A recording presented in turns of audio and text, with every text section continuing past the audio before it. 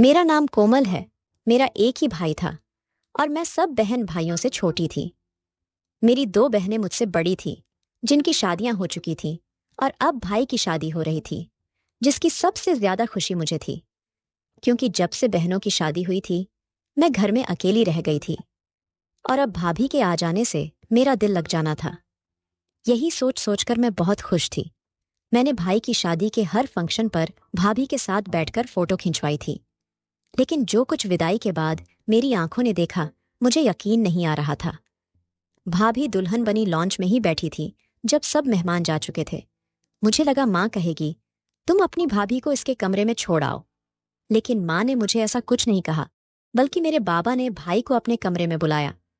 मेरा भाई, जो अपनी खूबसूरत सी दुल्हन देखकर मुस्कुरा रहा था, बाबा के बुलाने पर खामोशी से उनके कमरे में चला गया। मैं भाभी के पास ही बैठकर बातें करने लगी। वह भी बहुत अच्छी मिजाज की लग रही थी। मुझे मेरी पढ़ाई के बारे में सवाल और जवाब करने लगी। मैं उस वक्त 12वीं क्लास में पढ़ रही थी। मैं भाभी को अपनी दोस्त के बारे में बताने लगी, इधर उधर की बातें करने लगी, लेकिन उनकी नजरें बार बार सामने बाबा के कमरे के बंद दरवाजे पर जाकर टिक जाती। माँ भी अपने कमरे में जाकर सो गई थी। बस में ही भाभी के पास बैठी थी। मुझे यह बात भी समझ नहीं आई कि माँ इतनी जल्दी क्यों सोने चली गई थी। हालांकि माँ शादी पर बहुत खुश थी, लेकिन जब से विदा होकर भाभी घर आई थी, उनका मूड मुझे बहुत खराब लग रहा था। इसलिए आते ही मुंह फुलाए अपने कमरे में चली गई। मुझे समझ नहीं आ रहा था कि माँ को घर आते ही क्या हुआ है। भाभी भी कुछ चुप चुप सी थी। मेरी शादीशुदा बहनें भी खराब मूड के साथ हॉल से ही वापस लौट गई थी। घर भी नहीं आई थी कि दुल्हन का अच्छे से वेलकम किया जाता। आधे घंटे बाद सामने के कमरे का दरवाजा खुला। भाई बड़े गुमसुम से कमरे से बाहर आए थे और मुझे भाभी के पास बैठे देखकर कहने लगे, तुम सोने नहीं गई? अपने कमरे में जाकर सो जाओ। मुझे भाई की बात पर बड़ी हैरानी हुई कि वह कैसे रूखे से लहजे में बात कर रहे हैं, लेकिन उसके बाद जो बात भाई ने भाभी से कही, वह सुनकर मुझे हैरत का झटका लग गया। भाई कहने लगे, प्रमिला, तुम बाबा के कमरे में जाओ, वह तुम्हें बुला रहे हैं। मैं अपने कमरे की तरफ जा रही थी। मेरे कदम वहीं रुक गए। मैंने तभी पलट कर देखा। भाभी भी भाई को हैरत से देख रही थी कि वह उनसे क्या कह रहे हैं। अपनी शादी की पहली रात भला कौन सी दुल्हन यूं सजी सवरी ससुर के कमरे में जाती है। एक बात और, कि मेरी माँ और बाबा अलग अलग कमरे में सोते थे। इससे पहले कि मैं देखती कि भाभी क्या जवाब देती है, भाई ने मुझे अपने कमरे में भेज दिया। मैंने अपने कमरे में आकर दरवाजा बंद कर लिया। लेकिन मैं इतनी भी छोटी नहीं थी कि इन बातों को समझ ना सकती। मैं कमरे में आ तो गई थी, लेकिन मेरा पूरा ध्यान बाहर था। मैं पहले तो अपने बेड पर बैठ गई कि आखिर बाबा ने भाई को अपने कमरे में क्यों बुलाया है। मैं कुछ देर तो अपने कमरे में बेचैनी से रही, लेकिन उसके बाद मैंने अपने कपड़े चेंज करके अपने कमरे का दरवाजा जरा सा खोला। जो कुछ मुझे अपने सामने नजर आया, तो वह मुझे उलझन में डाल गया था। भाई बाहर नहीं थे और भाभी बाबा के कमरे से निकली थी और बेइंतहा रो रही थी। रोते हुए वह अपने कमरे में चली गई। न जाने क्यों, लेकिन मेरा दिल बुझ सा गया था। मेरी भाभी खूबसूरत होने के साथ साथ मासूम सी भी थी। पता नहीं क्या वजह थी, क्यों रो रही थी। न जाने क्यों, लेकिन मुझे रात भर चैन से नींद नहीं आई थी। मुश्किल से सुबह 5 के बाद मैं सोई। मेरी आंख एक शोर से खुली थी। मैं हड़बड़ाकर उठ बैठी। मुझे लगा माँ किसी पर चिल्ला रही है। मैं हैरान थी कि सुबह सुबह माँ क्यों चीख रही है। मैंने जल्दी से चादर उतारकर साइड में रखी और तेजी से कमरे से बाहर निकली, लेकिन सामने का मंजर देखकर दंग सी रह गई। माँ मेरी नई नवेली भाभी पर चिल्ला रही थी। कह रही थी कि मुझे जुबान चलाने वाली औरतें बिल्कुल पसंद नहीं हैं। खबरदार, जो तुमने आज के बाद मुझे किसी बात का जवाब दिया, चलो और जाकर किचन में नाश्ता बनाओ। मैं अपनी माँ का यह रूप देखकर हैरान परेशान थी। मेरी शादीशुदा दोनों बहनें भी अपने पति और बच्चों के साथ वहां मौजूद थी। मुझे बहुत ज्यादा हैरानी हो रही थी कि एक दिन की दुल्हन के साथ मेरी माँ ऐसा व्यवहार कैसे कर सकती है। मैं तेजी से आगे बढ़ी और माँ से कहा कि नाश्ता मैं बना देती हूँ। भाभी की अभी कल ही तो शादी हुई है। लेकिन मेरी बात पर माँ हत्ते से उखड़ गई। कहने लगी, खबरदार, जो तुमने इस लड़की की तरफदारी की, आज के बाद सारे घर का काम यही करेगी। मेरी भाभी किचन में चली गई। मेरी बहनें कहने लगी, माँ, हमारी तो हमारे ससुराल में नाक कट गई है कि इकलौता भाई, जिसकी शादी इतने चाव से की, और उसके ससुराल वालों ने हमें सोने की कोई चीज नहीं पहनाई। ऊंची दुकान, फीका पकवान। मेरी बहन ने नफरत से कहा। तो मैं अब समझी थी कि मेरी माँ बहनों का किस बात पर मुंह लटका हुआ था, क्योंकि मेरी भाभी दहेज ज्यादा नहीं लाई थी। मुझे अपनी बहनों की सोच पर अफसोस हो रहा था। और फिर माँ भी शुरू हो गई। मेरा एक ही बेटा था, कितने पैसे लगाए थे इसकी शादी पर। मुझे तो लगा था अमीर लोग हैं, गाड़ी तो जरूर मेरे बेटे को दहेज में मिलेगी। लेकिन नहीं, ऐसे कंजूस लोग बस अपनी खूबसूरत बला खाली हाथ हमारे पल्ले बांध दी। मेरी भाभी उस वक्त साधारण हुलिये में किचन में नाश्ता बना रही थी। कहीं से भी एक दिन की दुल्हन नहीं लग रही थी। और मेरी माँ बहनों को दहेज न मिलने का दुख सताए जा रहा था। मेरा जी चाहा कि भाई के कमरे में जाऊं और उनसे कहूं कि अपनी माँ बहनों का रवैया अपनी एक दिन की दुल्हन के साथ जाकर देख लो। जिन बहनों की ख्वाहिशों को पूरा करने के लिए तुमने खुद अपनी शादी देर से की, मेरा भाई सबसे बड़ा था और घर वालों का बहुत ही आज्ञाकारी। इसलिए दोनों बहनों की शादी पर मेरे भाई ने बहुत दहेज दिया था। और जब उसकी अपनी शादी हुई थी तो उन्हें अपने सोच के मुताबिक भी कुछ ना मिला था। भाई जब कमरे से बाहर निकले तो घबराए हुए थे। अपनी दुल्हन को किचन में काम करते हुए देखकर भी वह कुछ नहीं बोले थे। माँ से बहुत डरते थे। मैं जानती थी कि मेरा भाई मेरी माँ का आज्ञाकारी बेटा था। इसलिए मैं जानती थी कि माँ की जैसी सोच है, भाई की भी वैसी ही होगी। अभी मेरा यह अफसोस ही कम ना हुआ था कि बाबा जब अपने कमरे से बाहर निकले तो बहुत खुश नजर आ रहे थे। बाबा को देखकर मुझे याद आने लगा कि भाभी दुल्हन बने रात को बाबा के कमरे से रोती हुई बाहर निकली थी। मुझे लगा शायद बाबा ने भी कम दहेज मिलने पर ही भाभी को ताने मारे होंगे। लेकिन बात तो कुछ और ही थी। बाबा जब नाश्ते की मेज पर बैठे तो मेरी भाभी का मेरे बाबा को देखकर रंग उड़ सा गया। वह बहुत ज्यादा घबराई हुई थी। मैं भाभी के चेहरे के भाव देखकर हैरान थी और अपने बाबा के चेहरे की मुस्कुराहट देखकर मुझे अंदर ही अंदर बुरा लग रहा था। फिर तो सबका यही व्यवहार भाभी के साथ शुरू हो गया था। वह हर वक्त डरी डरी सी रहने लगी। सारा दिन वह काम करती रहती और रात को जब भाई घर आते तो बाबा के कमरे में चले जाते। और जब वह कमरे से बाहर निकलते तो भाभी को इशारा करते कि वह बाबा के कमरे में चली। वह बेचारी परेशान होकर बाबा के कमरे में जाती थी, लेकिन जब वह कमरे से वापस आती तो बुरी तरह से कांप रही होती, पसीने से तर होती और रोते हुए अपने कमरे में चली जाती। फिर मुझे उनकी ऐसी आवाज उनके कमरे से सुनाई देती जैसे वह उल्टियां कर रही हो। उनके चेहरे के भाव देखकर भी यही लगता कि जैसे वह कोई बहुत बुरा फील करके आई है। मुझे यह बात जिस शक में डालती, मेरा ज़मीर मुझे अंदर ही अंदर मलामत करने लगता। पूरा दिन मेरी माँ मेरी भाभी का जीना दो भर के रखती और रात को दो दो घंटे बाबा के कमरे में गुजरकर वापस आती थी और आते ही अपने कमरे में चली जाती और नहाकर वापस आती। मुझे इस बात की हैरानी थी कि बाबा उन्हें क्यों अपने कमरे में बुलाते हैं और भाई भाभी को क्यों इशारे से बाबा के कमरे में भेजते हैं, और मेरी माँ को भी कोई ऐतराज नहीं होता। एक बार मेरी भाभी किचन में बर्तन धो रही थी। मैं अपने कमरे में थी, लेकिन मुझे भाभी की फिक्र सताने लगी। उनकी आंखों में चमकते हर वक्त के आंसू मुझे बहुत दुख देते थे कि क्या दहेज ना देना औरत का इतना बड़ा ऐब है। मैंने घड़ी देखी तो रात का 1 बज रहा था। जानती थी कि सब सो चुके होंगे, इसलिए मैं किचन में चली गई ताकि भाभी की कुछ मदद कर दूं। लेकिन जो कुछ मैंने किचन में देखा, मैं दंग सी रह गई। मेरी भाभी के हाथ में मोबाइल था और वह किसी के साथ फोन पर बातें कर रही थी। वह मोबाइल शायद मेरे भाई का था। भाई इस वक्त सो चुके होते थे। हो सकता है कि वह चोरी छुपे से वह मोबाइल लेकर आती हो और अपने घर वालों से बातें करती हो। कौन हो सकता है वह जिससे मेरी भाभी बात कर रही थी? मेरी भाभी अपने चाचा के घर रही थी। उनके माँ बाप की एक हादसे में मृत्यु हो गई थी और भाभी के चाचा ने रिश्ता तो भाभी का यही कहकर तय किया था कि वह उनकी सगी बेटी जैसी है। लेकिन शादी पर भाभी को कुछ भी नहीं दिया था, जिसकी वजह से मेरी माँ और बाकी घर वालों का व्यवहार उनके साथ बहुत बुरा था। फिर एक बार भाभी ने मुझे बताया कि उनकी चाची उनके साथ बहुत बुरा व्यवहार करती थी, उन पर बहुत जुल्म करती थी। भाभी की चाची की अपनी 3 बेटियां थीं, इसलिए वह भला उन्हें क्यों दहेज देते? जो कुछ भी मेरी भाभी के बाबा का हिस्सा था, वह सब उनके चाचा अपने कब्जे में कर चुके थे। वह बेचारी तो वहां से भी जुल्म ही सहती आई थी, लेकिन वह इस वक्त किसी से बात कर रही थी। क्योंकि उनकी शादी के बाद उनके चाचा चाची ने तो पलट कर भी नहीं देखा था कि वह किस हाल में है। फिर मुझे यह भी लग रहा था कि जिससे वह बात कर रही है वह कोई मर्द है। मेरी भाभी के साथ यहाँ भी कोई अच्छा सलूक नहीं हो रहा था। मेरा दिल उनके बारे में सोच सोच कर कटता रहता था, लेकिन जो बातें मुझे शक में डाल रही थीं वह यह थी कि मेरी भाभी इस वक्त जिससे बात कर रही है वह कोई मर्द था। मेरी भाभी उसे कह रही थी कि मुझे यहां से ले जाओ। तुम नहीं जानते कि यह लोग मेरे साथ कैसा जुल्म करते हैं, और वह व्यक्ति जो मेरा ससुर है वहां किस कदर घटिया इंसान है।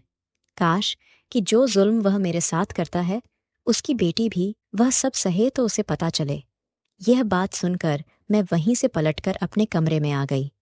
न जाने वह व्यक्ति कौन था जिससे मेरी भाभी बात कर रही थी, और बाबा ऐसा क्या करते थे भाभी के साथ। मुझे बाबा की हरकत खुद भी पसंद नहीं थी, लेकिन जिस तरह से मेरी भाभी रोते हुए बद्दुआ दे रही थी, मेरी रूह तक कांप गई थी। फिर मैंने सोचा कि बाबा यह क्यों नहीं सोचते कि जो कुछ वह भाभी के साथ कर रहे हैं, अगर मेरी बहनों के ससुर भी उनके साथ करें तो क्या वह बर्दाश्त करेंगे। और मेरा भाई क्या बिल्कुल बेगैरत हो चुका है, जो खुद अपनी पत्नी को अपने आप के कमरे में भेजता है। हालांकि मेरा बाप मेरी बहनों से कहता था कि कोई जरूरत नहीं है अपने ससुर की सेवा करने की, ना ही उसके कमरे में अकेले जाने की। मेरे दोनों बहनें बहुत तेज थीं, अपने ससुराल वालों को नचा के रखा हुआ था। पति भी उनके काबू में थे, और जब यहां आती तो भाभी की शामत लाए रखती। हर वक्त उन्हें दहेज न लाने के ताने देती रहती थी। मेरी माँ भी किसी से कम नहीं थी, पूरा दिन मेरी भाभी के पीछे पड़ी रहती थी। दिन में 1 घंटा भी भाभी को आराम के लिए नहीं मिलता। मैं उस वक्त भाभी की मदद कर देती थी। जब माँ दोपहर को सो रही होती, वह मुझसे कभी कभी अपने दिल की बात भी कर लेती थी। लेकिन जब भी मैं उनसे यह पूछता कि बाबा उन्हें कमरे में बुलाकर कहते क्या है, तो उनका रंग उड़ जाता था। वह एकदम ही उड़े रंग के साथ नहीं में कर हिलाने लगती। मेरे दिमाग में बहुत सारे सवाल थे जिनका मेरे पास कोई जवाब नहीं था। मेरी भाभी मुझसे भी बात करते हुए घबराती थी। एक दिन जब भाभी मेरे बाबा के कमरे में गई तो मैंने माँ से पूछा कि बाबा भाभी को क्यों रोज अपने कमरे में बुलाते हैं। मेरी बात सुनकर मेरी माँ मुझे जहर भरी नजरों से देखने लगती, कहती, मुंह बंद रखा करो अपना, खबरदार, जो दोबारा ऐसा कोई भी सवाल मुझसे पूछा भी तो। मुझे माँ पर भी हैरत होती थी कि वह क्यों कुछ नहीं बताती। मैं अपनी भाभी की वजह से बहुत परेशान रहने लगी थी। एक बार मैंने सोच ही लिया कि मैं भी देखूंगी कि आखिर बाबा कमरे में भाभी के साथ करते क्या है। मेरा भाई मेरे बाप से बहुत डरता था, इसलिए जो बात माँ या बाबा कह देते वह कभी उसके खिलाफ नहीं जाते थे।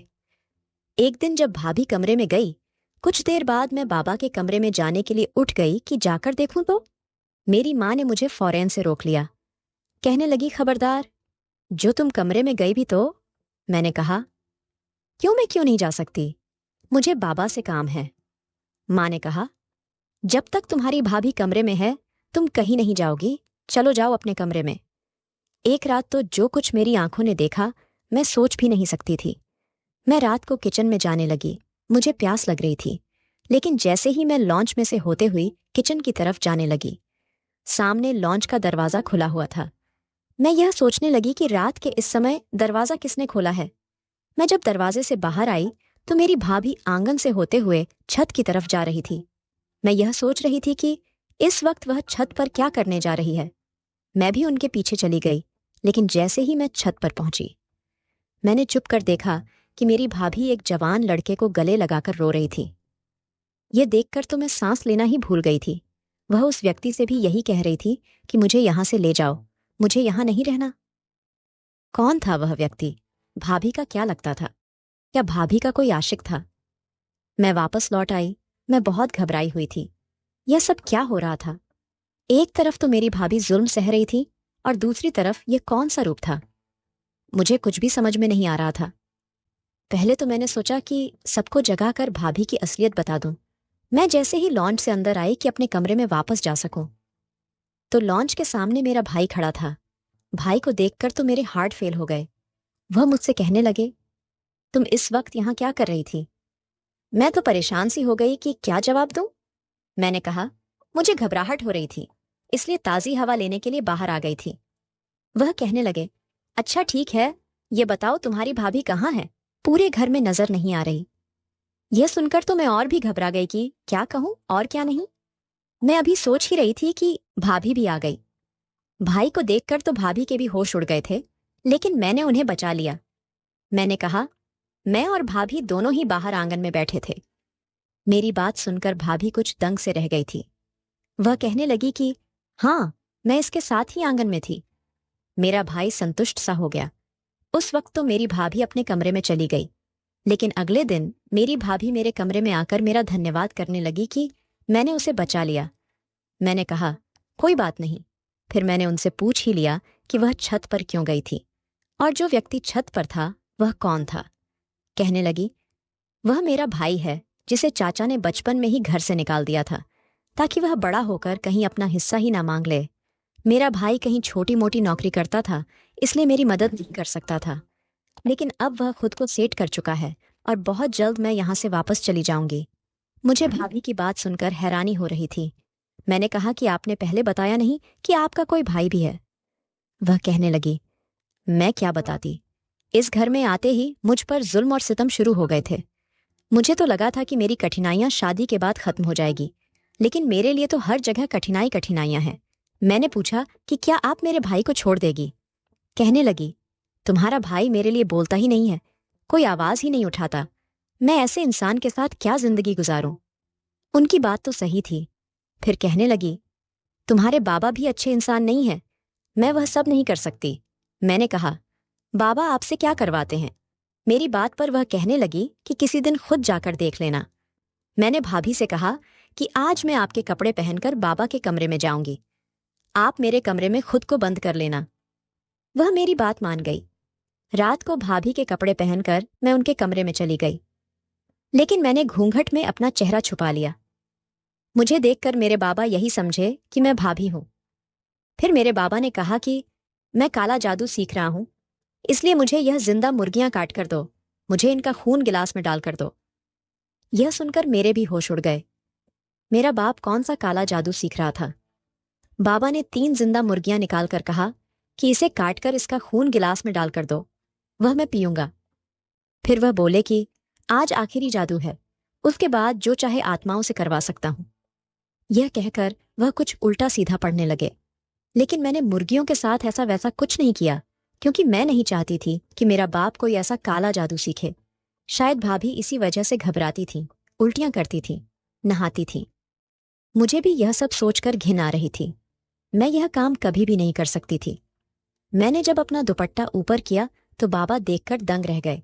मैंने कहा, बाबा, मैं आपको यह नहीं करने दूंगी, यह गलत काम है। मेरे बाबा मुझे देखकर हैरान रह गए। वह कहने लगे, तुम यहां क्या कर रही हो। मैंने कहा, मैं भाभी को अपने कमरे में जबरदस्ती बंद करके खुद जानबूझकर यहां आई थी ताकि आपको इस गलत खेल से रोक सकूं। मैंने कहा, बाबा, यह बहुत बड़ा पाप है, ऐसे गलत मंत्र पढ़कर आप पापी हो गए हैं। मैं रो रो कर उन्हें समझाने लगी तो वह खामोश हो गए। कहने लगे, मैं यह इसलिए सीखना चाहता था ताकि मैं दौलत कमा सकूं। मेरे समझाने का नतीजा यह निकला कि बाबा इस काम से पीछे हट गए। फिर मैंने अपनी भाभी से यह कहा कि वह अपने भाई की शादी मुझसे करवा दे। मैं अपने घर वालों से यही कहूंगी कि अगर आपने भाभी पर जुल्म किया तो उसका बदला आपका भाई मुझसे लेगा। भाभी को मेरी सलाह पसंद आई। इस तरह मेरी शादी अपनी भाभी के भाई से हो गई। मेरे घर वालों का व्यवहार भी भाभी के साथ ठीक हो गया। मेरी थोड़ी सी अकल इस्तेमाल करने से 2 घर बच चुके थे। मैंने अपनी भाभी का घर बचा लिया था और उन्हें जुल्म से छुटकारा भी मिल गया था। तो दोस्तों, अगर आपको यह कहानी पसंद आती है तो वीडियो को लाइक करें और स्टोरी कॉर्नर चैनल को सब्सक्राइब करें और बेल आइकन पर क्लिक करें और इसे ऑल पर सेट करें ताकि आपको। आसी अर्नव का उसे पागल बोलने पर उसे अलग होकर घूरते हुए कहने लगी, मैं पागल नहीं हूँ अर्नव। तो मैंने कब कहा आप पागल हो, आप तो झल्ली हो। आसी उसकी हाँ में हाँ मिलाते हुए, हाँ मैं पागल नहीं हूँ, मैं झल्ली। जैसे उसने सोचा वह क्या बोलने वाली थी, वह चुप हो गई और अर्नव को सीने पर मारते हुए बच्चों की तरह शिकायत करते हुए कहने लगी, आप बहुत गंदे हो, आपने मुझे पहले पागल कहा और अब झल्ली, और मारने लगी। पर आशी के मुक्की का अर्नव पर कोई भी फर्क नहीं पड़ रहा था। उसने आशी के हाथों को पकड़कर उसे पीठ से लगाते हुए उसे अपने और करीब खींच लिया। अब दोनों के बीच बहुत कम फासला था। दोनों ही एक दूसरे की आंखों में देख रहे थे। दोनों की ही सांसें तेज हो गई थी। आशी का दिल तो इतनी ज़ोर से धड़क रहा था कि लग रहा था अभी ही वह बाहर आ जाएगा। उसके धड़कनों का शोर अर्नव सुन पा रहा था। उसने उसे देखते हुए धीरे से सरगोशी से कहा, सच में आप पागल हो, झल्ली हो, पर मेरी हो। अर्नव के ऐसे बोलने से आशी के गाल शर्म से पूरे लाल हो गए। वह भी उसकी आंखों में देख रही थी और अर्नव भी उसे ही देख रहा था। दोनों ही आंखों से एक दूसरे को पढ़ने की कोशिश कर रहे थे। क्या यह इश्क था या फिर कुछ और? जो भी था पर बेपनाह था। दोनों एक दूसरे की आंखों में डूबे हुए थे। तभी तेज हवा के झोंके से खिड़की बजा। दोनों ही होश में आ गए। आशी ने शर्माकर जल्दी से अपना चेहरा अर्नव के सीने में छिपा लिया और अर्नव भी उसे अपनी बाहों में भर लिया। कुछ देर बाद आशी उससे अलग होकर कहने लगी, अब हमें चलना चाहिए, सुबह मुझे कॉलेज भी जाना है। अर्नव कुछ कहता उससे पहले ही आशी वहाँ से भाग गई। आशी के जाते ही अर्नव के चेहरे पर जो मुस्कान थी वह बढ़ गई। वह डोर बंद करके बेड से टिक लगाकर बेड पर बैठ गया। कुछ देर पहले क्या हुआ सोचने लगा। सोचते हुए उसके चेहरे पर बहुत प्यारी सी मुस्कान आ गई। अर्नव आंखों में आशी के लिए बहुत ज़्यादा ही प्यार और इज्जत भरा हुआ था और कहने लगा, आशी बिल्कुल भी फ़िक्र मत कीजिए, मैं आपको थोड़ी सी भी तकलीफ़ नहीं पहुंचने दूंगा, वह चाहे खुद से भी क्यों ना हो। दूसरी ओर आशी अपने कमरे में बेड पर बैठे हुए अपने और अर्नव के रिश्ते के बारे में सोच रही थी और इतना सोचते हुए वह भी सो गई। अगली सुबह आसमान में सूरज अपनी लालिमा बिखरे हुए शुरुआत की आगाज़ को अपने साथ लेकर उजागर हो गया था। खिड़की से आई हुई धूप किरणों से आशी की नींद खुली। आज उसके चेहरे पर एक अलग सी चमक थी। अपने इश्क को पूरा करते हुए देख कर के एक सुकून था। आज उसके ज़िंदगी में बहुत कुछ बदलने वाला था, आशी के ज़िंदगी में, क्योंकि 2 दिनों के बाद ही उसकी इंगेजमेंट होने वाली थी। वह जो रास्ता पर चल रही थी वह रास्ता बेइंतहा मोहब्बत होने वाला था। आशी मुस्कुराते हुए उठ कर के वॉशरूम में चली गई। थोड़ी देर के बाद वह ग्रीन और येलो कलर की बहुत ही खूबसूरत सी अनारकली सूट पहनी हुई थी। आंखों में काजल लगाए हुए पिंक लिप ग्लोज लगा करके अपने आप को मिरर में एक बार चेक करके नीचे चली गई। वह मुस्कुराते हुए सबको गुड मॉर्निंग विश की, सिवाय अर्नव के जो वहाँ पर नहीं था। यह सबके लिए नॉर्मल था। आशी को भी पता था कि अक्सर अर्नव की मीटिंग के चक्कर में जल्दी ऑफिस जाना पड़ता है, इसीलिए वह अपनी चेयर पर बैठ करके ब्रेकफास्ट करने लगी। आज उसके चेहरे से मुस्कुराहट जा ही नहीं रही थी। वह खाते हुए भी खुश लग रही थी। मधु जो उसके बगल में बैठी थी उसको मुस्कुराते हुए देख करके शरारत से उसके कंधे पर हाथ रखकर कहने लगी, क्या बात है आशी मैडम, आज आप बहुत मुस्कुराई जा रही हैं। आशी उसकी बात सुन कर के खांसने लगी थी। अब बेचारी क्या बताए कि उसके भाई के बारे में सोचकर खुश हो रही है। सरोजनी जी आशी को पानी देते हुए, अच्छी बात है आशी, हमेशा खुश रहा करें, आपके चेहरे पर मुस्कुराहट बहुत अच्छी लगती है। आशी पानी पी लेती है और सरोजनी जी मधु को डांटते हुए, यह क्या बात हुई मधु, ऐसे कौन पूछता है। आशी चैन की सांस लेती है कि वह बच गई, पर अगले ही पल सरोजनी जी फिर आशी को देख करके ऐसे पूछते हैं, आशी वैसे आप हमें तो बता सकती हैं, और आशी को देखने लगी। यह सुनकर के आशी रोने वाली शक्ल बना लेती है। बाकी तीनों हंसने लगे थे उसकी रोने वाली शक्ल देख करके। किशोर जी शांत होकर के, अच्छा आप दोनों उसे चिढ़ाना बंद कीजिए, और आशी बेटा यह दोनों मजाक कर रही हैं, चलिए जल्दी से मुस्कुरा दीजिए, इसमें रोने वाली कौन सी बात है। सरोजनी जी, हाँ आशी हम तो मजाक कर रहे थे। मधु भी हाँ में हाँ मिला देती है। आशी फिर मुस्कुरा देती है। मधु, अच्छा यह सब छोड़िए, आज ही हमें आपको एक गुड न्यूज़ देना है, और वह यह कि हमारे जो अजय भाई हैं उनकी भी एक गर्लफ्रेंड है जिसका नाम सिमरन है, और वह भी बहुत ही जल्दी इंगेजमेंट करने वाले हैं, और शायद अर्नव भाई के साथ ही इंगेजमेंट करें। यह सुनकर के आरसी बहुत ज़्यादा ही खुश होने लगी और कहने लगी, वाह क्या बात है, सच में अजय भाई की भी कोई गर्लफ्रेंड है।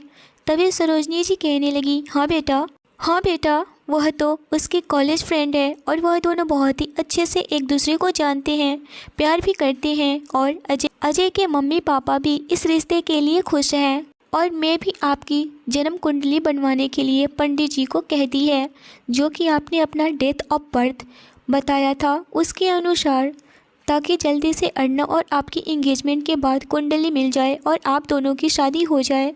इतना सुनकर के किशोर जी कहने लगे, हे भगवान, आप भी क्या कुंडली वुंडली में विश्वास करने लगी हैं? यह सब कुछ नहीं होता है। सरोजनी जी कहने लगी, वह तो मुझे पता है, यह सब कोई मायने नहीं रखता है, बस बच्चे खुश हैं, हम खुश हैं और सब कुछ अच्छा है।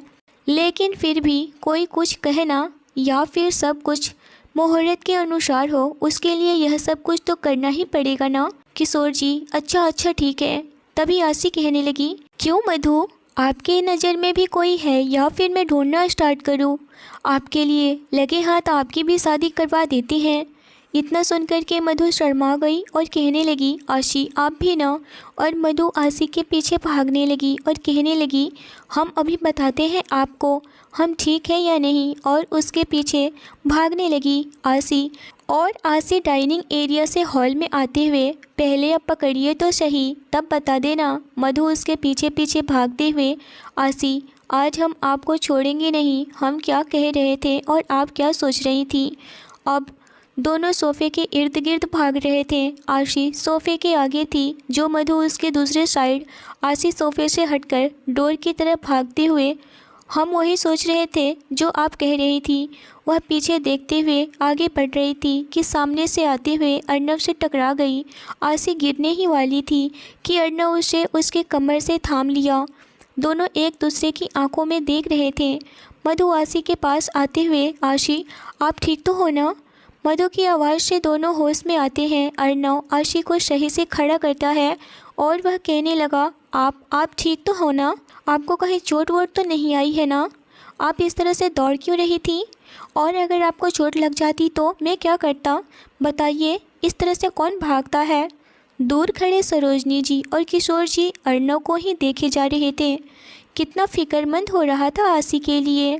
आशी कहने लगी, रिलैक्स, मुझे कुछ नहीं हुआ है, मैं बिल्कुल ठीक हूँ। आपने तो मुझे गिरने से बचा लिया, थैंक यू। इतना सुनना था कि अर्णव उसे गले से लगा लिया और कहने लगा, मेरे रहते हुए आपको कुछ नहीं हो सकता है, मैं आपको लाइफ के किसी भी मोड़ पर गिरने नहीं दूंगा। इतना कहकर उसके माथे को किस कर लिया और वहाँ से अपने रूम में चला गया। आशी अर्णव को जाते हुए देख रही थी। सरोजनी जी की आवाज़ से होश में आई। किशोर जी और सरोजनी जी ने भी आशी को गिरते हुए देख लिया था। वह दोनों आशी के पास आते हुए, आशी ठीक है ना? सरोजनी जी आशी को ऊपर से नीचे घूरकर देखते हुए, ऐसे भागने की क्या ज़रूरत थी आपको? अगर आपको चोट वोट लग जाती तो? पर आप दोनों तो कभी सुनते ही नहीं हैं। आशी कहने लगी, दादी माँ आप यहाँ सोफे पर बैठ जाइए, आप परेशान मत होइए, देखिए हम बिल्कुल ठीक हैं। आशी को ठीक देख करके शांत होती हैं। आशी, सॉरी दादी माँ, हमारी वजह से आप परेशान हो गई। मधु भी सरोजनी जी के पास बैठते हुए, सॉरी दादी माँ, यह सब हमारी वजह से हुआ है, आई एम रियली सॉरी दादी माँ। मधु को गिल्टी फील करते हुए देखकर आशी मधु को गले लगाकर कहने लगी, मधु आपको सॉरी बोलने की ज़रूरत नहीं है, गलती तो मेरी ही थी ना। मधु गले लगे हुए ही, नहीं गलती मेरी थी। दोनों का प्यार देखकर सरोजनी जी की आंखें नम हो गई। किशोर जी के चेहरे पर भी मुस्कुराहट आ गई। किशोर जी और सरोजनी जी को देखकर कहने लगे, देखिए सरोजनी जी, हमारे बच्चे एक दूसरे के बारे में नहीं जानते हैं, फिर भी कितना प्यार करते हैं। आशी को देखकर लगता ही नहीं है कि यह कुछ दिन पहले ही हमारे फैमिली में आई है और हम इन्हें कुछ दिन पहले से जानते तक नहीं थे। सरोजनी जी दोनों को देख कर के कहने लगी, आप सही कह रहे हैं। फिर वह आंखों की नमी छुपाकर मुस्कुराते हुए उनके पास जाकर, किसी को भी सॉरी फील करने की ज़रूरत नहीं है, चलिए अब आप दोनों को कॉलेज भी जाना होगा, चलकर नाश्ता कर लीजिए। फिर सभी ने नाश्ता करते हैं। नाश्ता करने के बाद आशी, मधु अपने बैग लेने के लिए ऊपर चली जाती हैं। किशोर जी और सरोजनी जी अपने कमरे में चली गई थी। आशी अपने रूम में आकर बेड से बैग उठाकर कमरे से बाहर निकलती है। तभी अर्नव उसका हाथ पकड़ के अपने रूम में लेकर जाता है। अर्नव आशी का हाथ पकड़ के अपने रूम के अंदर लेकर जाता है और अर्नव अंदर से दरवाज़ा बंद कर दिया। आशी के पास आकर उसे अपने करीब खींचकर कहने लगा, मुझे आपसे कुछ बात करनी है। आशी अर्नव को ही देख रही थी, जिसके चेहरे पर अभी कोई भी एक्सप्रेशन नहीं था। आशी, हाँ बोलिए। अर्नव आशी को हक करते हुए, मुझे 2 दिनों के लिए शहर से बाहर जाना है, मतलब मुझे काम के सिलसिले में चेन्नई जाना है। अर्नव के चेन्नई जाने की बात सुनकर आशी उदास हो गई थी। आशी अलग होकर उदास मन से, जाना जरूरी है। अर्नव आशी से अलग होकर के शरारती स्माइल से, अभी से ही बीवी वाला हरकत। आशी के गाल सुनकर के लाल हो जाते हैं। वह हकलाते हुए कहने लगी, ऐसी कोई बात नहीं है। अर्नव शांत होकर, जाना ज़रूरी है, बस 2 दिनों की तो बात है, और साथ में अजय भी है। आशी कहने लगी, 2 दिनों के बाद तो हमारी इंगेजमेंट है ना, फिर आप कैसे जा सकते हैं, और तैयारी भी तो करनी है ना। मैं आते ही इंगेजमेंट कर लूँगा आपसे। वह आशी के कमर पर हाथ डाल करके अपने और करीब खींचकर उसकी आंखों में देखते हुए, बस मैं आपसे और दूर नहीं रह सकता, और रही बात तैयारियां करने की, तो आपको टेंशन लेने की बिल्कुल भी ज़रूरत नहीं है, वह सब हो जाएगा। आशी अर्नव को हक करके अपनी बढ़ती हुई धड़कनों को कंट्रोल करते हुए, फिर भी वह बहुत खुश थी कि वह दोनों बस 2 दिनों के बाद सबके सामने अपने रिश्ते के बंधन में बंधने वाले हैं। उसने अर्नव को कसकर गले से लगा लिया। थोड़ी देर के बाद दोनों अलग हो गए। आशी ने अर्नव की पैकिंग में मदद की। अर्नव जाने से पहले आशी से कहने लगा, आप कॉलेज में किसी से ज़्यादा बात नहीं करिएगा, और मैं आपको फ़ोन करता रहूँगा। अगर मैं काम में बिजी हो जाऊँगा, फिर भी आप मुझे कॉल ज़रूर करिएगा। मैं किसी भी सिचुएशन में आपका फ़ोन ज़रूर रिसीव करूँगा। आप बिल्कुल भी टेंशन नहीं लीजिएगा। आपका दिल जब चाहे तब आप मुझे कॉल कर सकती हैं, और अपना ख्याल रखिएगा, और हमारे परिवार का भी। ओके। आशी यह सुनकर के कहने लगी, आप भी अपना ख्याल रखिएगा, यहाँ के टेंशन बिल्कुल भी मत करिएगा। मैं यहाँ पर सब कुछ संभाल लूँगी, और जो भी होगा मैं आपको कॉल कर लूँगी। इतना सुनकर अर्नव आशी के माथे को किस कर लिया और कहने लगा, आप बहुत अच्छी हो। अर्नव सबसे मिलकर एयरपोर्ट के लिए निकल गया। आशी भी मधु के साथ कॉलेज के लिए निकल गई। कॉलेज पहुंचकर दोनों क्लासरूम में चले गए। थोड़ी देर के बाद प्रोफेसर भी आ गए और पढ़ाने लगे। आशी का ध्यान सर के लेक्चर पर नहीं लग रहा था, बार बार उसे अर्नव का ख्याल आ रहा था। वह सोचे जा रही थी, अर्नव कहकर गए हैं कि फ़ोन करते रहेंगे, पर मैं फ़ोन कैसे करूँगी, मेरे पास तो फ़ोन ही नहीं है ना। मैं भी बुद्धू हूँ, मुझे भी समझ में नहीं आया, और वह भी भुलक्कड़ नंबर 1। मधु आशी को देखकर उसे कोहनी से मारते हुए धीरे से बोली, क्या हुआ आशी, भाई की यादों में खोई हुई हैं? आशी भाई की यादों में खोई हुई हैं? अभी तो आप पढ़ाई पर थोड़ा सा ध्यान दे दीजिए। मधु को देखकर ना में सर हिला देती है। मधु क्लास में सर होने के कारण उसकी बात मानकर दोबारा से लेक्चर सुनने लगती है। आशी भी अब अपने ख्यालों को झटक करके लेक्चर सुनने लगती है। ऐसे ही दोनों अपने सारे क्लास ख़त्म करके कॉलेज से घर के लिए निकल गई। रास्ते में मधु कार चलाते हुए कहने लगी, हमें आपको कुछ बताना है, और जब भाई यह कॉन्ट्रैक्ट साइन करके आ जाएंगे तो हमें भी ऑफिस ज्वाइन करना है, और आपकी इंगेजमेंट हो जाएगी तो आप और मैं मिलकर के ऑफिस के काम संभालेंगे, और तब तक से हमारी कॉलेज का यह ईयर भी कंप्लीट हो जाएगा। दादी माँ और दादाजी का टेंशन भी कम हो जाएगा। हम भी ऑफिस जाया करेंगे, और न भाई कॉन्ट्रैक्ट के लिए यहाँ से दूसरे शहर जाते हैं, इस दौरान हम अपने ऑफिस को संभाल लिया करेंगे। ऑफिस जाया करेंगे, मन भी लग जाएगा और हमें कुछ सीखने को भी मिल जाएगा। यह सुनकर के आशी बहुत ज़्यादा ही खुश हो गई थी कि अब अर्नव के साथ दिन रात रहने का मौका भी मिल जाएगा और उसे अर्नव से दूर रहना भी पसंद नहीं था। अर्नव तो यहाँ से चला गया था, फिर भी आशी बहुत ज़्यादा ही इस बात से खुश थी। वहीं दूसरी ओर अर्नव चेन्नई पहुंचकर होटल में चेक इन करके अपने रूम में जाता है। रूम में आकर के फ्रेश होने चला जाता है। 2 घंटे के बाद उसकी मीटिंग थी। अभी मीटिंग में टाइम था तो वह बेड पर लेटे हुए कुछ सोच रहा था। थोड़ी देर बाद मुस्कुराते हुए और वक्त आ गया है कुछ नया प्रेजेंट करने का। इधर अभी आसी और मधु आकर लंच कर ही रहे थे कि अचानक से दरवाजे की बेल बजी। एक सर्वेंट ने जाकर दरवाज़ा खोला तो उसके हाथों में एक गिफ्ट था और वह लाकर सर्वेंट कहने लगी, आशी मैडम, यह आपके लिए है, किसी ने यह भेजा है।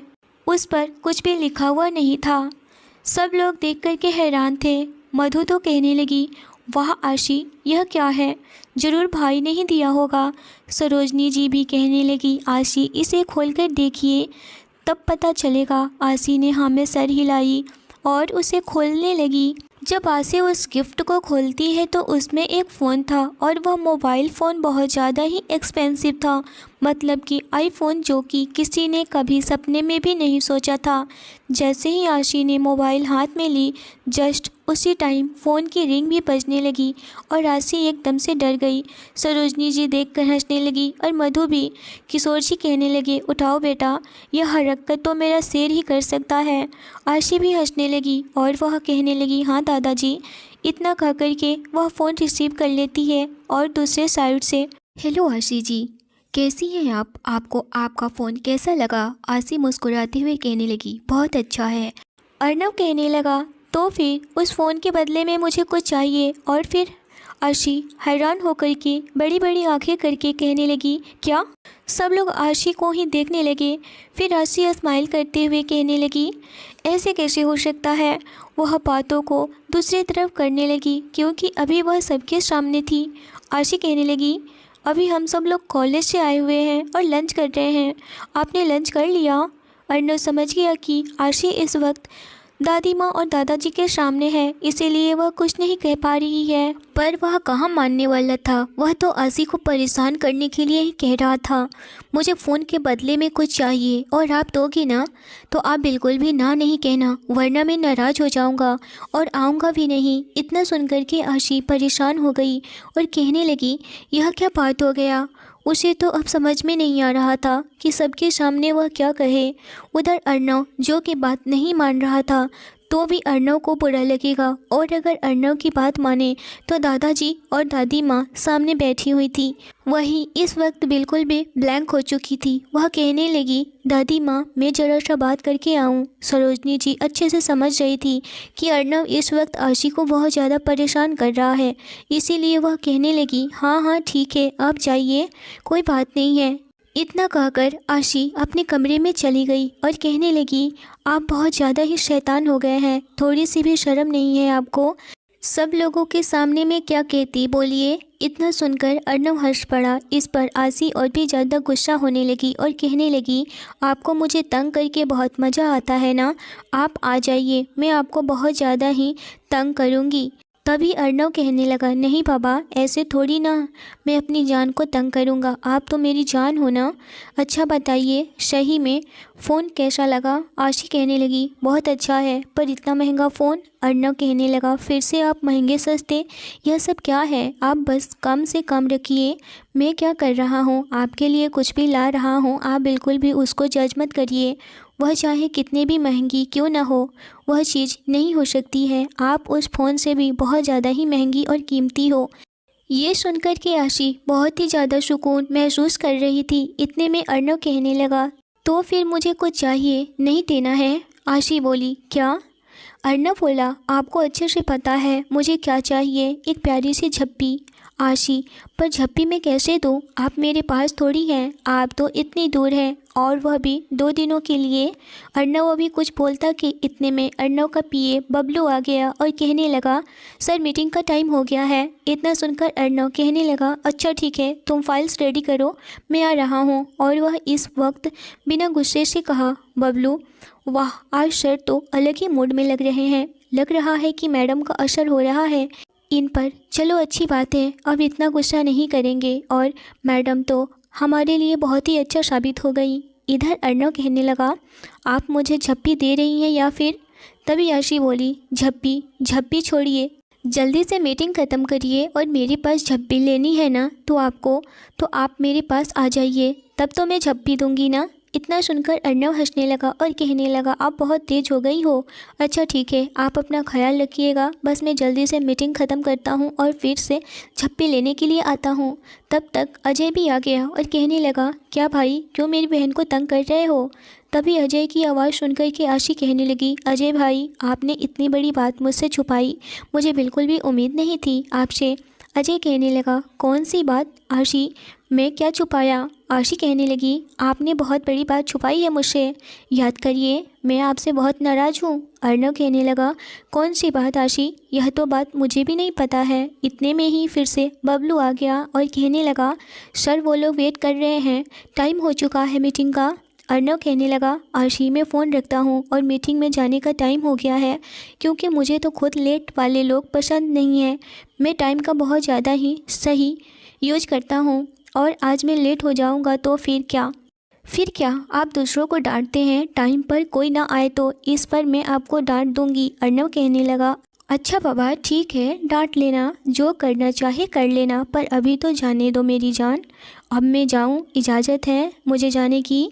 इतना सुनकर आशी हंसने लगी और कहने लगी, हाँ हाँ आप जाइए, और all the best for meeting. इतना सुनकर अर्नव आगे बढ़े, प्यार से कहने लगा, ओहो मेरी जान, आज आप होती मेरे साथ तो कितना अच्छा होता।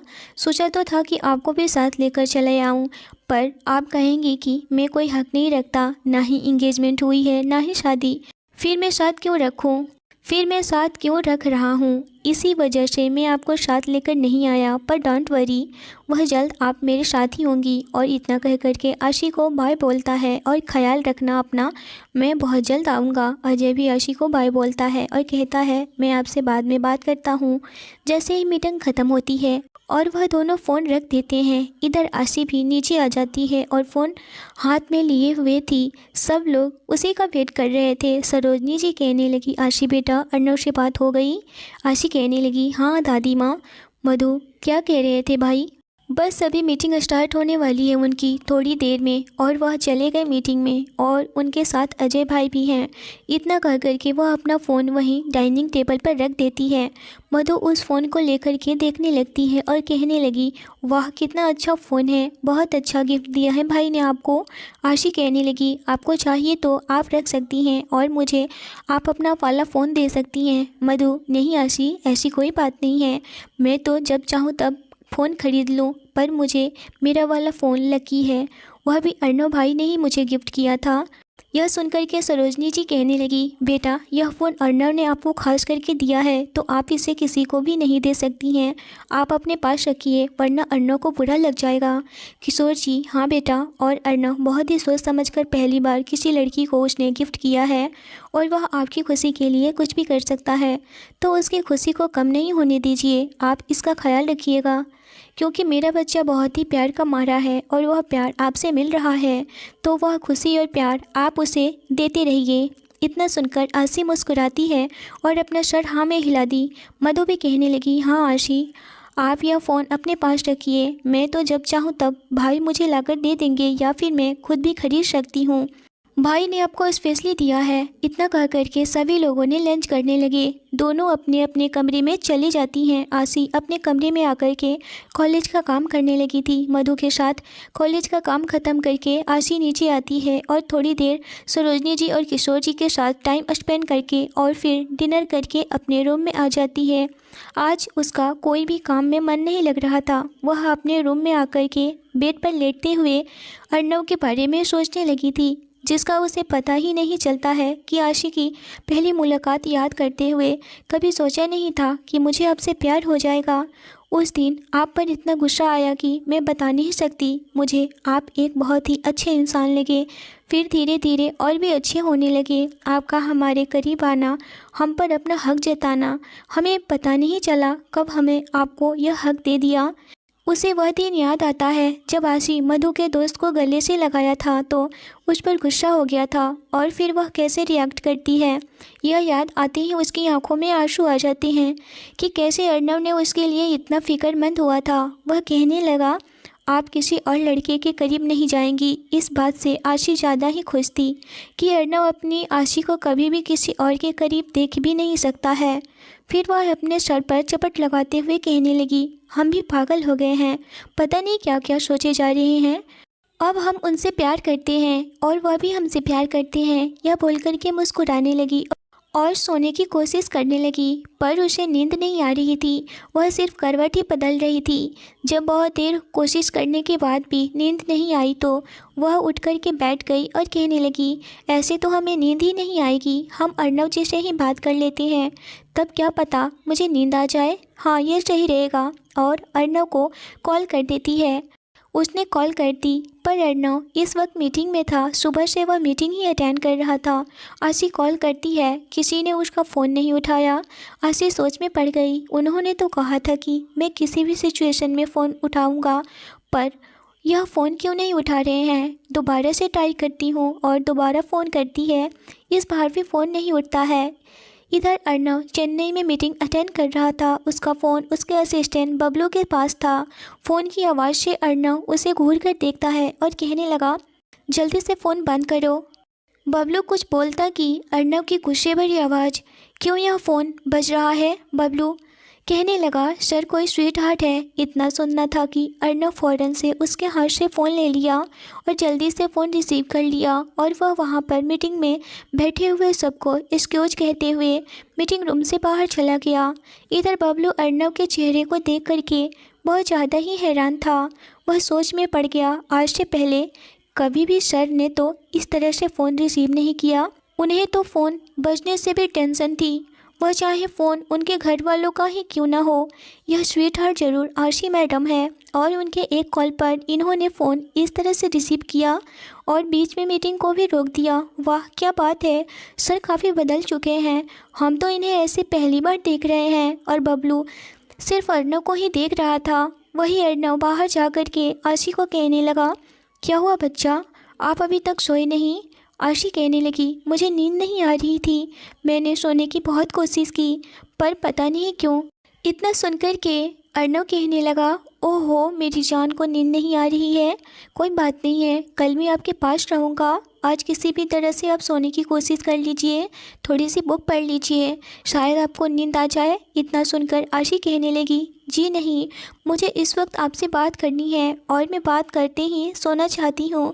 अर्नव कहने लगा, हमारी जान, मैं इस वक्त मीटिंग में हूँ और मैं आधी मीटिंग छोड़कर आपसे बात कर रहा हूँ, पर आप कहें तो मैं मीटिंग पोस्टपोन कर दूँ और आपसे बात करने की कोशिश करूँ।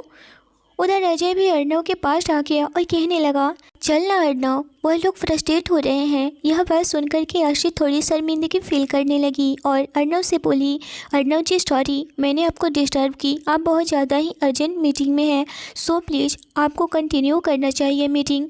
जाइए, मैं सो जाऊंगी, मैं बुक पढ़ लेती हूँ, मुझे भी कॉलेज की थोड़ी सी काम बाकी थी। तो इतना सुनकर अर्नव समझ गया कि आशी ने अजय की बात सुन ली है, इसीलिए वो ऐसे कह रही है। पर अर्नव के लिए भी तो यह मीटिंग बहुत ही इम्पोर्टेंट थी। वह फ़ौरन से कहने लगा, सॉरी बच्चा, मैं आकर के आपको बहुत सारा वक्त दूंगा और इसके बाद मैं कोई भी कॉन्ट्रैक्ट नहीं करने वाला हूँ, मैं आपके पास बहुत सारा टाइम स्पेंड करने वाला हूँ। और इतना कहकर वह आशी को कहता है, सो जाइए, और फ़ोन रख देता है। आशी भी खुश हो जाती है यह सुनकर कि अर्नव इंगेजमेंट के बाद उसके साथ में टाइम स्पेंड करेंगे। इधर अर्नव अजय के कहने पर फिर से मीटिंग हॉल में चला जाता है। अर्नव की मीटिंग 11 बजे ख़त्म होती है। उसका पीए बबलू भी अपने कमरे में चला जाता है। उधर अजय और अर्नव एक ही कमरे में रुकते हैं तो वह अपने कमरे में सीधे चला जाता है। मीटिंग इसी होटल के कैफेटेरिया में हो रही थी जहां अर्नव रुका था।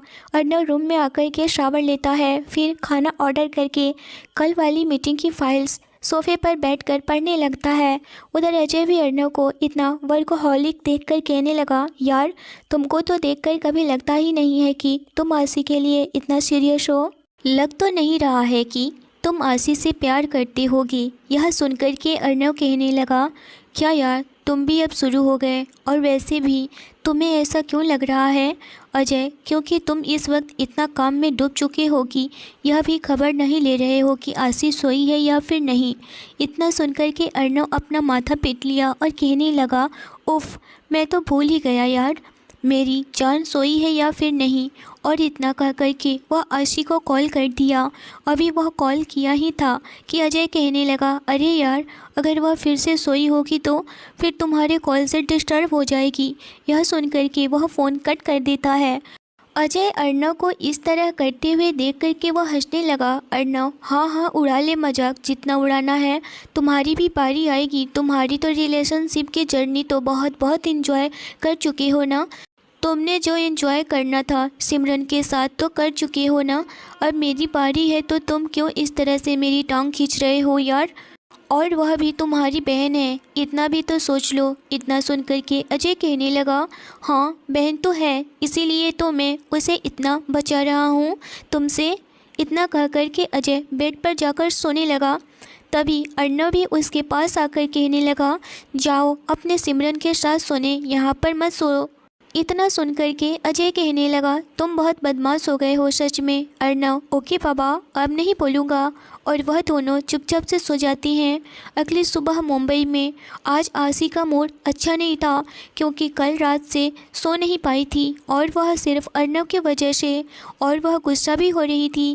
कहने लगी, आपको कितना काम करना पड़ता है, मुझे कुछ भी समझ में नहीं आता है। अब से मैं आपके साथ ही जहाँ भी आप जाएंगे मैं भी जाऊंगी। मुंह बना करके वह वॉशरूम में चली जाती है। फिर तैयार होकर के नाश्ता करके मधु के साथ कॉलेज के लिए निकल जाती है। दूसरी ओर अर्नव उठकर तैयार होकर मीटिंग के लिए निकल जाता है। मीटिंग क्लाइंट के ऑफिस में ही होने वाली थी। आज उसे बैक टू बैक करके मीटिंग अटेंड करना था। सारा दिन मीटिंग करने में ही ख़त्म हो जाता है। आशी भी रोज़ की तरह कॉलेज से आकर के असाइनमेंट पूरा करती है। फिर शाम को सबके साथ टाइम स्पेंड करके डिनर करके सोने चली जाती है। उसे अर्नव की याद तो आ रही थी, पर वह गुस्से में उसके बारे में ही सोचते हुए आज फिर से सो जाती है। रात को 7 बजे अर्नव और अजय फ्री होते हैं। वह अपने असिस्टेंट बबलू से फ़्लाइट की टिकट पहले से ही कटवा लिया था। वह दोनों होटल जाकर के चेकआउट करके एयरपोर्ट के लिए निकल जाते हैं। अभी अर्नव एयरपोर्ट पर जा ही रहा था कि उसे फ़ोन आता है, और वह फ़ोन किसका था अब तो अर्नव ही जाने, पर उसे जो भी कही गई बातें थी वह सुन कर के अर्नव पूरा हैरान था। उसकी आंखें एकदम से बड़ी हो गई थी। उसके चेहरे पर एकदम से गुस्से बाहर तक दिखाई दे रहा था। वह फ़ौरन से फ़ोन कट कर देता है और वह परेशान होने लगा था। यह देख कर के अजय कहने लगा, क्या हुआ अर्नव, तुम इतने परेशान क्यों हो। अर्नव कहने लगा, भाई बात ही ऐसी है, क्योंकि आशी के अंकल और आंटी पता नहीं कौन से भाड़े के टट्टू उसे खोजते हुए मुंबई तक पहुंच गए हैं। मुझे कुछ भी समझ में नहीं आ रहा है कि मैं क्या करूं। अजय उसे रिलैक्स करते हुए कह रहा था, तुम थोड़ा शांत हो जाओ, टेंशन लेने की कोई भी ज़रूरत नहीं है। जो वो लोग इस शहर में आ गए हैं और आशी को ढूंढ रहे हैं, तो जाहिर सी बात है कि आगे भी हमें सब कुछ पता चलता ही रहेगा। इसमें घबराने वाली कोई बात नहीं है, और हमारी आशी तक पहुंचने का तो सवाल ही पैदा नहीं होता है। अर्नव बहुत घबरा इसीलिए रहा था कि आशी पर मेरा हक नहीं है। मैं उन्हें अपनी जल्द से जल्द पत्नी बनाना चाहता हूँ, ताकि वह मुझे कभी भी छोड़कर न जाए और कोई भी इस तरह से हक ना हो। और अगर कहीं आशी अपने अंकल आंटी को देखकर सब कुछ भूलकर उन्हें माफ़ ना कर दे और उनके बहकावे में कहीं उनके साथ चली न जाए, यह डर अर्नव को बहुत ज़्यादा ही सताए जा रहा था। इसी डर की वजह से वह जल्द से जल्द आशी से शादी करना चाहता था ताकि आशी उसके करीब से कहीं न जाए। अजय, तुम इतना टेंशन क्यों ले रहे हो? सब कुछ तो तुम्हारे हक में है। और रही बात आशी की, तो वह तुमसे बहुत प्यार करती है, तो तुम्हें छोड़कर जाने का तो सवाल ही नहीं होता है। और जहाँ से वह लड़की भाग कर आई है, फिर से वह वहीं जाएगी, ऐसा तो हो ही नहीं सकता। तुम गलत सोच रहे हो। तुमने ही तो मुझे बताया था ना कि उसके अंकल आंटी उसे बहुत ज़्यादा ही तकलीफ़ दे रहे थे और उसे उस बुढ़े आदमी के साथ उसकी शादी भी ज़बरदस्ती करवाने वाले थे, उसका सौदा कर रहे थे। फिर आशी कैसे जा सकती है? उसे इस घर में बहुत प्यार मिल रहा है, अपनापन मिल रही है। तुम्हें छोड़कर वह कहीं नहीं जाएगी। अगर उसके अंकल आंटी भी उसके सामने आ जाए तो भी वह जाने से इनकार कर देगी। यह सुनकर के अर्नव रिलैक्स हुआ और कहने लगा, मुझे आशी से जल्द इस बारे में बात करनी है। अर्नव इस वक्त उन लोगों से नहीं डर रहा था, बस आशी को खोने से डर रहा था। पर अजय के समझाने से वह समझ गया और आशी को पाने के लिए वह किसी भी हद तक जा सकता था। अजय अच्छे से जानता था बस आशी उसे छोड़कर ना जाए, वरना वह तो पूरी दुनिया को ही जलाकर राख कर देगा। और अगर आशी उसके साथ रही तो आशी के करीब किसी को भी आने भी नहीं देगा। आशी को छूना तो दूर, उसके करीब भी कोई नहीं आ सकता है। ऐसा अर्नव कर सकता था और यह बात अजय बखूबी जानता था। पर इस वक्त अर्नव कमज़ोर इसलिए हो रहा था कि कहीं आशी उसे छोड़कर न चली जाए। यह सुनकर के अर्नव कहने लगा, बिल्कुल नहीं, नेवर, कभी नहीं, ऐसा बिल्कुल नहीं हो सकता है मेरी जान। वह अजय तो फिर क्यों इतना टेंशन ले रहे हो? रिलैक्स, चिल करो।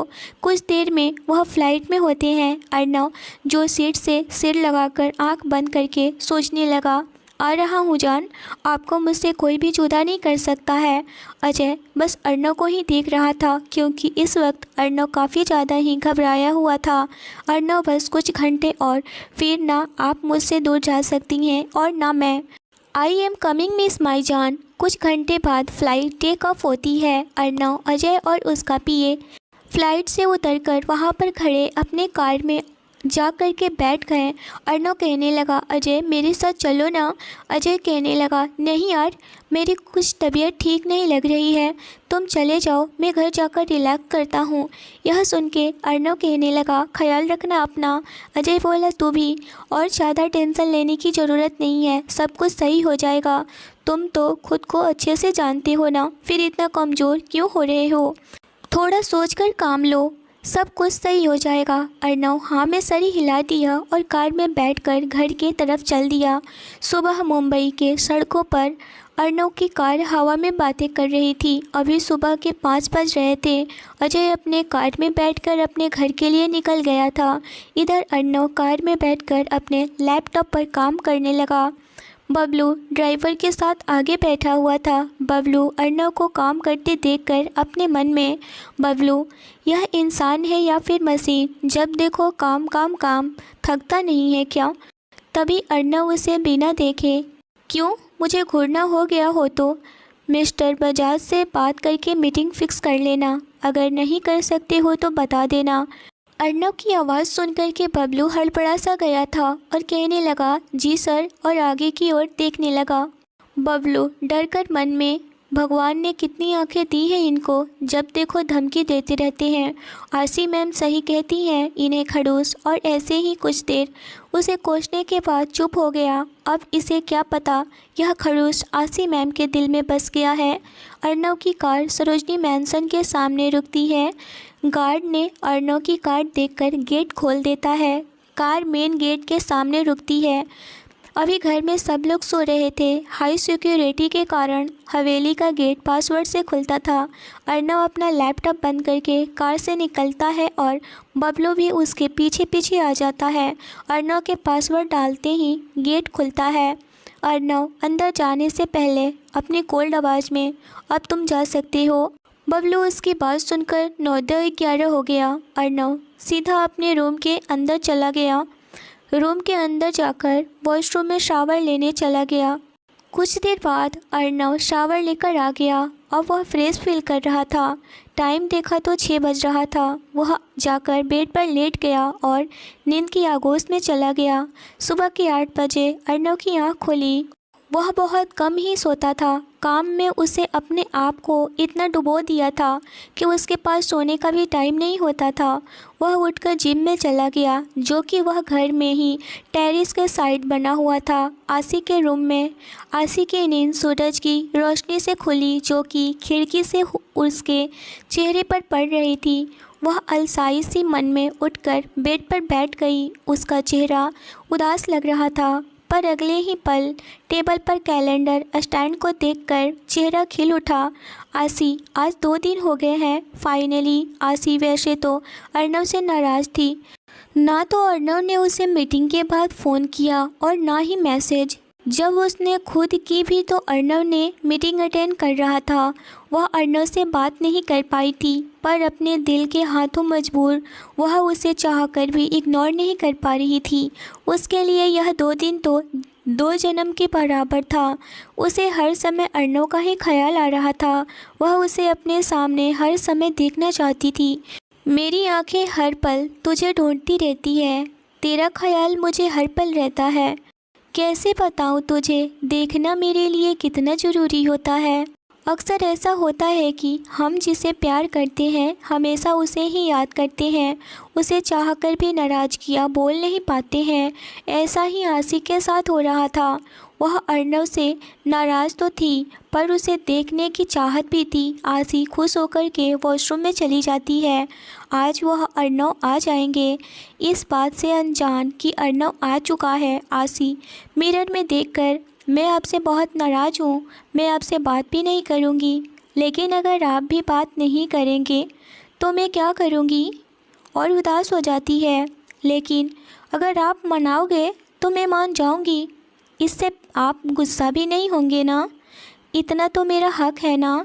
ऐसे ही बात करते करते आसी तैयार हो जाती है, इस बात से अनजान कि उसने अर्नव को तो हक दे दिया था। एक बार अपने आप को फिर से मिरर में देखी। आज उसने पिंक कलर की फ्रॉक सूट पहनी हुई थी, जो कि घुटनों से नीचे तक था। बाल खुले हुए थे जो उसके कमर तक आ रहे थे। आँखों में काजल और होठ पर रेड लिपस्टिक लगाकर उसने मिरर में देखा और अपना बैग लेकर रूम से बाहर आ रही होती है कि उसने 2 कदम ही बढ़ाए थे कि पीछे से किसी ने उसे कमर से पकड़ करके अपनी ओर खींच लिया। उसकी पीठ सीधे जाकर के उसके सीने से जा लगी। ऐसे अचानक हुए हमले से आसी घबरा गई, पर अगले ही पल उस छुअन के एहसास से वह शांत हो गई। उसका दिल इतनी तेज धक धक कर रहा था जैसे कि अभी बाहर ही आ जाएगा। उसने अपनी धड़कनों के शोर को शांत किया और बिना पीछे मुड़े ही कहने लगी, आप कब आए। तेरी छुअन मुझे तेरे होने का एहसास देता है। तेरे होने से मेरी धड़कनों का शोर बढ़ जाता है। यह कोई और नहीं, अर्नव ही था, जो अभी रेडी होकर अपने रूम से बाहर आया था। जब उसने आशी को देखा खिड़कियों से तो वह अपने आप को रोक नहीं पाया। दिल तो उसका भी आशी के लिए तड़प रहा था। वह तो आते के साथ ही आशी से मिलना चाहता था, पर वह जानता था कि आशी सो रही होगी, इसीलिए उसे डिस्टर्ब करना सही नहीं समझा। और सुबह आशी को उठते ही वह अपनी बाहों में भर लिया। वह भी तो तड़प रहा था, वह मानने के लिए तैयार नहीं था। इन 2 दिनों में याद तो आशी को वह भी बहुत ज़्यादा ही किया, चाहे वह कम या फिर ज़्यादा, क्योंकि उसे काम तो होता था बहुत ज़्यादा। आशी का सवाल सुन कर के अर्नव उसे बाहों में भरते हुए कहने लगा, बस थोड़ी देर चुप रहिए ना। और आंख बंद करके आशी को गले लगाए रखा। आशी भी उसकी बात से भी बात मानकर आंख बंद करके अर्नव के गले लगी रही। एक अलग ही कशिश थी अर्नव की आवाज़ में, जो आशी को शांत कर गई। वह अपनी सारी नाराज़गी भूलकर इस पल को जीने लगी। वही अर्नव भी अपना सारी थकान उसकी बाहों में दूर कर रहा था। उसे भी बहुत ज़्यादा ही सुकून फील हो रहा था। अभी कुछ देर हुआ था कि किसी के आहट की आवाज़ आई। दोनों ने जल्दी से आंखें खोल लिया। आशी कुछ कहने के लिए कुछ बोलती, अर्नव उसे अपने कमरे में लेकर गया और डोर बंद करके आशी को डोर से लगा दिया। दोनों ही एक दूसरे को देख रहे थे। अर्नव आशी की आंखों में खो सा गया। वही हाल आशी के साथ था। उन्हें पता नहीं चला कब दोनों के चेहरे इतने करीब आ गए कि बस उनके होठ मिलने वाले थे। अर्नव अब अपना कंट्रोल खोकर आशी के होठों पर अपना होठ रख दिया। इस एहसास से दोनों की आंखें बंद हो गई। अर्नव बहुत सॉफ्टली किस कर रहा था, वही आशी भी उसे किस करके अपने फीलिंग्स को एक्सप्रेस कर रही थी। अर्नव आशी को सॉफ्टली किस कर रहा था, वहीं आशी भी उसे रिस्पॉन्स कर रही थी। अर्नव ने एक हाथ उसकी कमर पर रखा हुआ था और दूसरा हाथ आशी के सिर के पीछे। 10 मिनट के किस के बाद दोनों अलग होते हैं। आशी लंबी लंबी सांसें ले रही थी। आशी का कमर अभी भी अर्नव के हाथों में गिरफ्त था। आशी के गाल शर्म की वजह से लाल हो गया था। अब उसकी अर्नव को देखने की हिम्मत नहीं हो रही थी। वह बस ज़मीन को घूरे जा रही थी। अर्नव उसे ऐसे शर्माते देखकर उसके कान के पास जा कर के शरारत से, क्या हुआ आपको? चेहरा इतना लाल क्यों हो रखा है? आपकी तबीयत तो ठीक है ना? आपकी तबीयत ख़राब तो नहीं है ना? वह बहुत ज़्यादा ही टेंशन में हो गया था। अर्नव के ऐसा कहने से उसके गाल और लाल हो गए। आशी अभी अर्नव से दूर भाग जाना चाहती थी, जिससे कि वह उसे ऐसे शर्माते हुए ना देख सके। इसीलिए उसकी पकड़ से आज़ाद होने की कोशिश करने लगी। जब वह अर्नव के पकड़ से आज़ाद नहीं हो पाती है तो आशी नीचे देखते हुए, प्लीज़ छोड़िए ना मुझे, कॉलेज के लिए लेट हो रहा है। वह जल्दी से जल्दी अर्नव से दूर जाना चाहती थी और अर्नव से छूटने की कोशिश करते देख कर के गुस्सा हो जाता है। उसे लग रहा था कि आशी उससे भागना चाहती है। वह तो आशी की पुरानी आदत है। वह बार बार इस बात को समझाता था कि उससे दूर न जाए। अर्नव आशी के बाजू को ज़ोर से पकड़कर अपने और करीब करते हुए, मुझसे दूर जाने की कभी कोशिश भी मत करिएगा, वरना मैं क्या कर बैठूंगा मुझे खुद भी नहीं पता है। आप पर सिर्फ मेरा हक है, सिर्फ मेरा। सुना आपने? मेरा हक है। आशी अर्नव की प्यार भरी धमकी सुनकर डर गई। अर्नव इस बात से अनजान कि उसकी आंखों में गुस्सा के साथ साथ आशी के खोने का डर भी था। पहले तो आशी डर गई थी, पर उसकी आंखों में अपने लिए इतना प्यार देख कर के वह अर्नव को गले लगा लेती है। अर्नव भी उसे गले लगा लेता है। अर्नव का मन आशी के दूर जाने से सोचकर ही बेचैन हो उठा था, क्योंकि उस फ़ोन से अर्नव काफ़ी ज़्यादा ही डिस्टर्ब हो गया था। इसीलिए आशी को खुद से दूर जाना देखकर गुस्सा हो गया था और आशी के गले लगाने से थोड़ा कम हो जाता है। आशी अर्नव से अलग होकर उसका चेहरा अपने हाथों में भरकर, आशी मैं आपको छोड़कर कहीं नहीं जाऊंगी, चाहे आप चाहें तब भी नहीं, और अर्नव के होठ को छूकर अलग हो जाती है। अर्नव बस आशी को एकटक देख रहा था। आज एक अलग ही एहसास वह पहली बार महसूस कर रहा था, जिसे वह समझ नहीं पा रहा था। अर्नव को अपनी ओर एकटक देखते देखकर आशी उसके हाथ को हिलाते हुए कहने लगी, क्या हुआ है? ऐसे क्या देख रहे हैं? कुछ हुआ है क्या? पर अर्नव कुछ नहीं बोलता है। आशी प्यार से, सॉरी, मुझे कॉलेज के लिए लेट हो रहा है, तो मैं जाऊँ प्लीज़? आशी ने इतने प्यार और आस से कहा कि अर्नव हाँ में अपना गर्दन हिला दिया। आशी खुश होकर के दोबारा उसके गले लगाकर जाने वाली होती है कि आशी के हाथ को पकड़ लेता है और कहने लगा, मुझे आपसे एक ज़रूरी बात करनी है। इतना कह कर के वह आशी को अपने बेड पर बैठा दिया और कहने लगा, मैं जो भी कहूँगा आप ध्यान से सुनिएगा। मैं चेन्नई से एयरपोर्ट के लिए निकल रहा था तो मुझे एक कॉल आई, जो कि उसमें मेरा ही आदमी था और वह कह रहा था कि कोई आपकी तस्वीर दिखा करके आपको ढूंढ रहा है।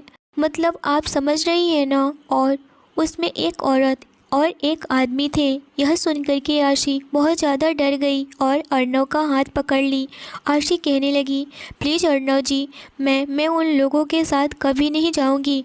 वह लोग फिर से मुझे उस आदमी के साथ भेज देंगे और ज़बरदस्ती शादी करवाएंगे। मुझे नहीं जाना है, मुझे आपसे दूर बिल्कुल भी नहीं जाना है, मुझे आपके साथ ही रहना है। अगर मैं आपसे दूर हुई तो मैं मर जाऊंगी। प्लीज़ उन्हें रोक लीजिए ना, मेरे को उनके पास मत भेजिएगा। और इतना कह कर के अर्नव को अपनी बाहों में भरकर उसके सीने से लग गई। यह देख कर के अर्नव पूरा हैरान था। उसे तो डर था कि आसी कहीं उन लोगों के साथ चली न जाए। यह सुनकर कि आसी बहुत ज़्यादा ही डर गई थी। यह देख कर के अर्नव अब उसे पूरी तरह से यकीन हो गया था कि अब आसी कहीं नहीं जाने वाली है और अब जो करना था अब आगे कर सकता था अपने तरीके से। वह भी आसी को अपने सीने से लगा लिया और दोनों खुद में ही खो से गए थे। तो उन्हें उनके हाल पर इस वक्त छोड़ देते हैं। कहानी और भी ज़्यादा इंटरेस्टिंग होगी तो इस कहानी में बने रहिए। आगे की स्टोरी नेक्स्ट एपिसोड में आएगा। कहानी अच्छी लगी हो तो लाइक और सब्सक्राइब ज़रूर करिए। कहानी कैसी लगी मुझे ज़रूर बताइए और शेयर करना ना भूलिए। Thanks for watching.